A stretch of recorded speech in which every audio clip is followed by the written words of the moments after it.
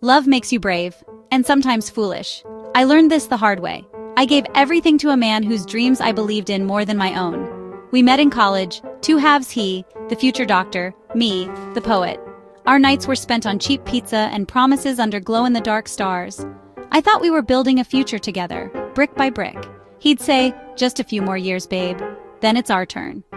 I clung to those words through long shifts and lonely nights. I didn't see the red flags, missed anniversaries, unanswered calls. I made excuses for him, blinded by love and hope. I saw a partner, he saw a stepping stone. Looking back, the signs were there, but I kept the closet door shut on the truth. Love can make you see what you want to see. I was building a foundation for a future that was never really ours. When he got into med school, it felt like we both did. We couldn't afford for me to move, so I stayed behind and worked. 2 jobs, endless hours.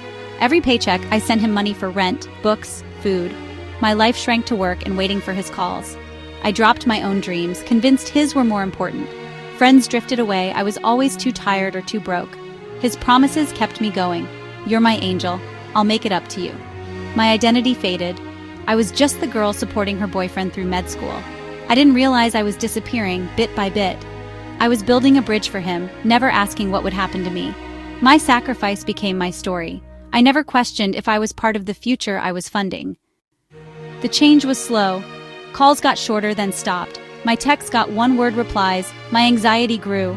When I asked if he was okay, he called me needy. "I'm doing this for us," he'd say, but it felt like a weapon. I stopped asking for anything, telling myself it was just a phase. I kept sending money, still working 2 jobs, still alone. The loneliness was crushing. I was funding a life I wasn't living. He stopped talking about we. It was all I now. I felt myself being erased from his story. The promises faded, the silence grew. I was clinging to the last threads, terrified to let go. I didn't know who I was without him. I was a character whose lines were being cut, one by one. The end came quietly through a photo on social media. There he was, in a suit, beside a woman in a wedding dress. "Congratulations to my dear friend and his beautiful bride," the caption read. My world stopped. I scrolled through her profile: engagement, wedding, honeymoon. Her father, a surgeon at his hospital, smiling in every photo. It all made sense, the silence, the distance, the money. I collapsed at work, sobbing. He was married. He'd built a life with someone else. Every dollar I sent funded his new life. I wasn't his partner, I was his sponsor. The betrayal was total. 7 years erased. He never told me. He just let me keep waiting, keep giving. The man I loved was a fiction I helped him create. The truth was a cold, empty reality. The heartbreak was bone deep. I quit my second job, called my friends, and let myself grieve. They reminded me I was more than his girlfriend.